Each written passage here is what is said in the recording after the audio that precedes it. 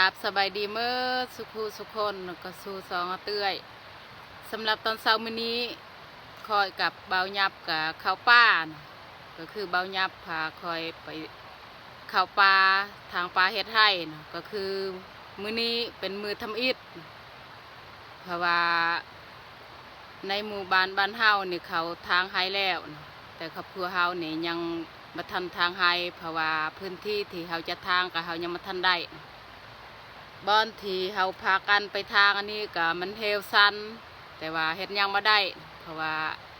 เฮาบ่มีบอนสีทางปลาเฮ็ดไทยก็จำเป็นต้องได้ทางอยู่นี่แต่ว่าเฮาก็ยังมาทันฮู้ว่าเฮาสิทางใดหรือบ่ถ้าว่าเฮาพันบ่ดีนี่เฮาสิบ่ทางแล้วโอเคทุกคนมีแต่ติดตามเบิ่งติดตามชมนำภูเขาแบบยาวๆเลยผาดวงไม้เอาฮากาตี้ใน4-5 วันที่แล้ววันนี้เป็นวันทำอิฐเอามาใส่มันเฮลซันทุกคนเลยย่างไปย่างมากก็ลำบากแต่ว่าบุมีบอนทางป่าเฮ็ดไห้ก็เลยตัดสินใจมาทางบนนี้พื้นที่นี้เขาก็เคยทางปีก้อน6-7 ปีที่แล้วอันนี้ทางที่กระเจ้าย่างขึ้นไปเอาดอกแคมพ่อแม่ก็เคยทาง6-7 ปีที่แล้วแต่ว่าเรื่องเข้าหันพองามอยู่ต่างแต่ว่ามันมีเฮลมีซันมัน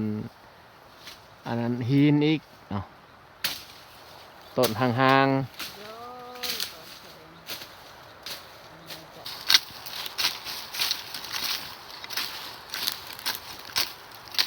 อันนี้ทุกคนเบิ่ง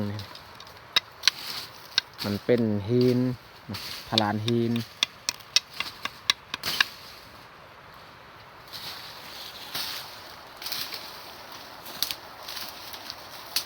ต้องขอโทษขออภัยบุคคลที่บ่มักการทางปลาเฮ็ดให้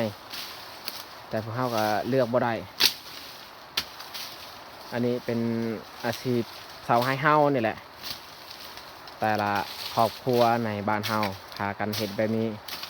บ่แม่นแต่บ้านเฮาดอกบ้านอื่นก็คือกันทันว่าขอบเขตบริเวณเขาจัดอยู่ในเขต6ของพวกเฮาเขต6เขต7หรือว่าเขต5นี่เป็นแบบนี้เบิดการดำเนินชีวิต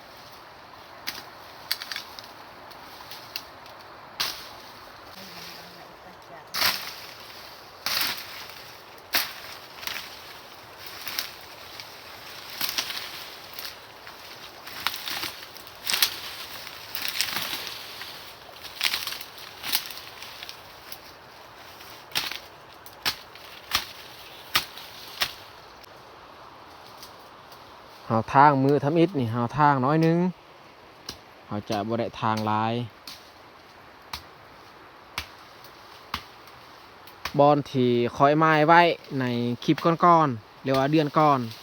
แม่นพวกเฮาบ่ได้ทางเพราะว่าความฟันก็บ่ค่อยดีปานใดก็เลยมาทางอยู่นี่อีก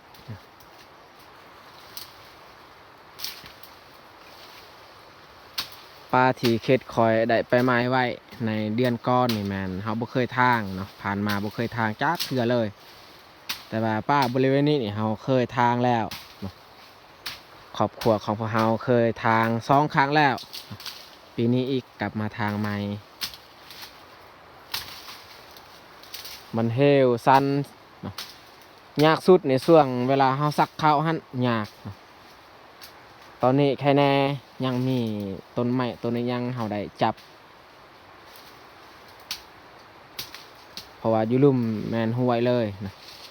ไก่ห้วยแบบนี้นี่ส่วนหลายพื้นที่นี่เฮลซัน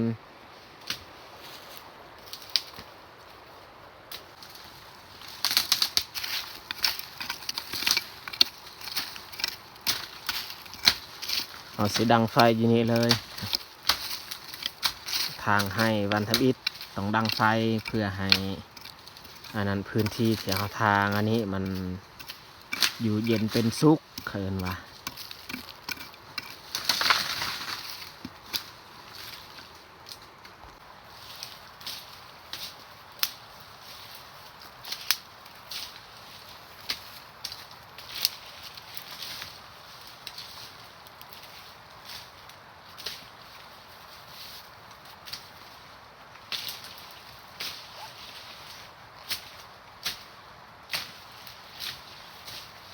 ำเศร้าๆแบบนี้นี่ใบไม้มันซึมๆเศร้าๆเพราะว่ามันบ่ถึกแดด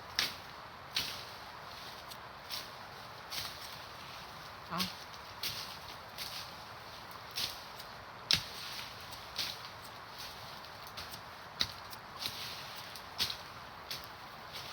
ได้บ่ถึง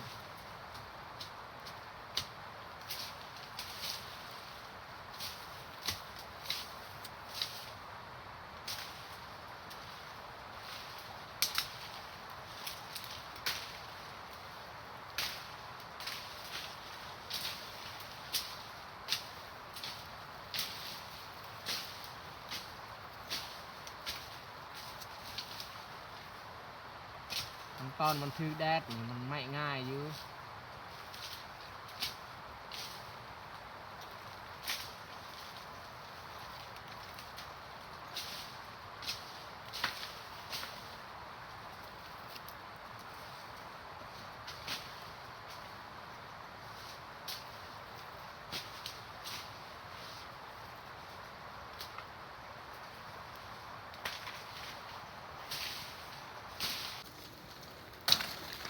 เขาดังไฟอันนี้ก็เพื่อให้มันไล่พิษแล้วคล้องบ่แม่นเขาสิดังหลาย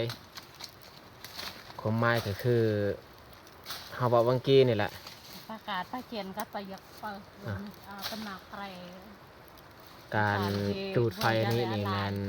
จ้า ให้อยู่เย็นเป็นสุขให้ที่ดินอันนี้มันมีความ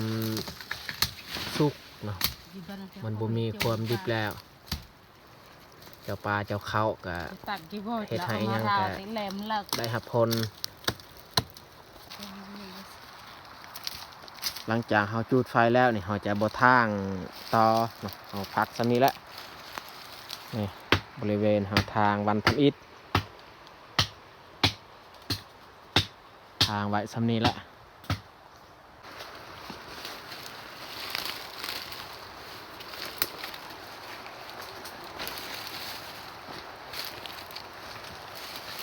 วันนี้มีหมากเดือทุกคนเลย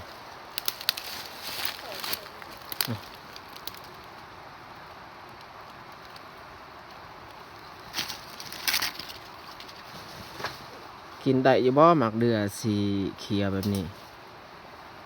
ปกตินี่เฮาเก็บกินหมากเดือตัวสีแดงๆหน่อยนึงอันนี้สีเขียวยันว่าเฮากินบ่ได้เบิ่งลูกนี่ลายลูกเลยหมากของมัน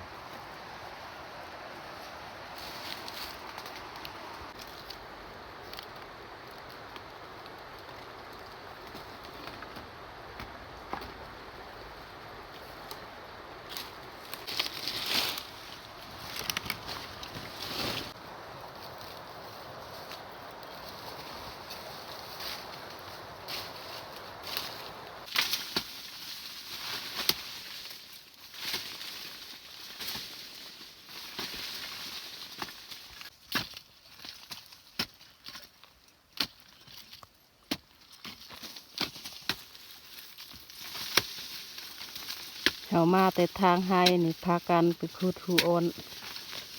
แต่ว่าบ่ฮู้ว่ามันยังอยู่หรือบ่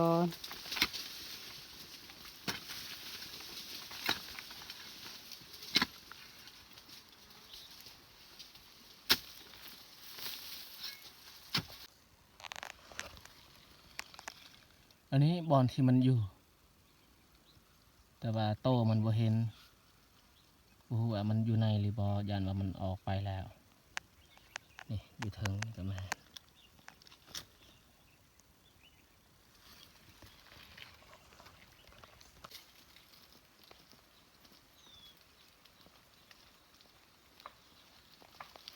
บ่ไหวทุกคนเลยเลิกแห้งหูมันนี่ไม้ที่เขาแย่ใส่หู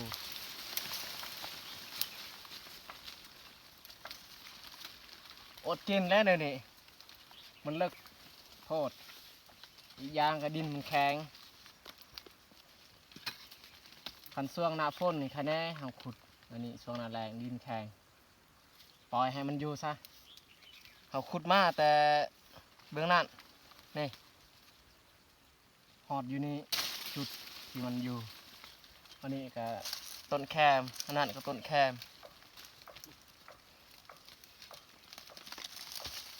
แต่เฮาย่างกลับบ้านได้บ่นี่บ่ได้กินอ้นน่ะโอ้